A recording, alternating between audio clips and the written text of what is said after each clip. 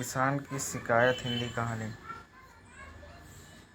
एक बार एक किसान हर कभी आने वाले आंधी तूफान, ओला, तेज धूप इत्यादि से परेशान हो गया, क्योंकि कभी कभी फसल ज़्यादा खराब हो जाती थी।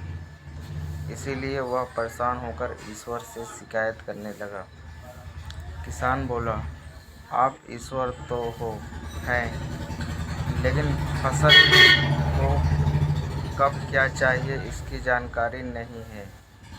जिसकी ज़रूरत भी नहीं होती वह भी देते रहते हैं। इसीलिए आपसे मैं विनती करता हूँ कि आप मुझे एक मौका दीजिए। मेरे कहे अनुसार मौसम कीजिए, फिर हम सब किसान अन्न के भंडार भर देंगे। ईश्वर मुस्कुराए और बोले, ठीक है, आज से तुम्हारी अनुसार मौसम। किसान खुश हो गया। किसान ने अगली फसल में गेहूं की बुआई की। उसने जब चाहा तब धूप मिली, उसने जब चाहा पानी मिला। पानी की तो उसने बिल्कुल कमी नहीं आने दी। आंधी, बाढ़ और तूफान तो उसने आने ही नहीं दी। समय बीतने पर फसल बढ़िया हुई। किसान भी बहुत खुश हुआ कि इस बार शानदार फसल दिख रही है। किसान ने मन ही मन में सोचा कि ईश्वर को अब पता चलेगा कि अच्छी फसल के लिए क्या क्या ज़रूरी है। फालतू में ही किसान को परेशान करते रहते हैं। किसान फसल काटने के लिए तेज खेत के पहुंचा। गेहूं के पौधों की बालियों को हाथ लगाया तो उसके पैरों तले ज़मीन खिसक गई। उसने देखा कि किसी भी पौधे पर बालियां में एक भी दाना नहीं था। किसान दुखी हो गया और बोला, हे ईश्वर, ऐसा क्यों हुआ? क्योंकि मैंने तो सब कुछ सही किया और सही समय पर किया।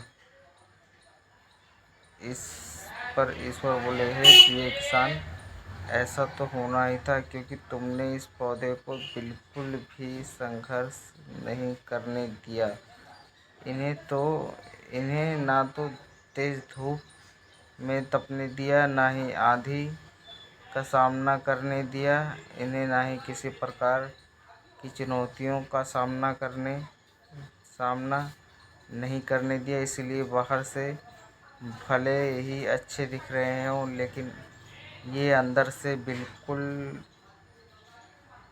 खोखले हैं। इनके अंदर कुछ भी दाने नहीं हैं।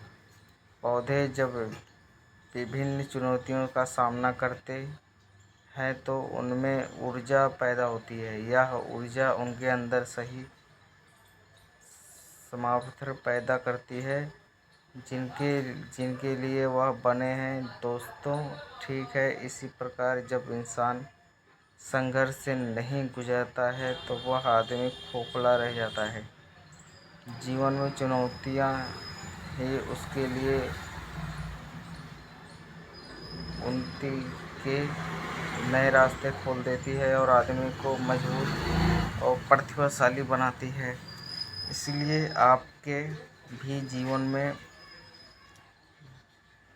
मुसीबतें या चुनौतियां आए तो घबराना मत। यह आपको बिखरने के लिए नहीं, बिखरने के लिए आई है, निखरने के लिए आई है। धन्यवाद।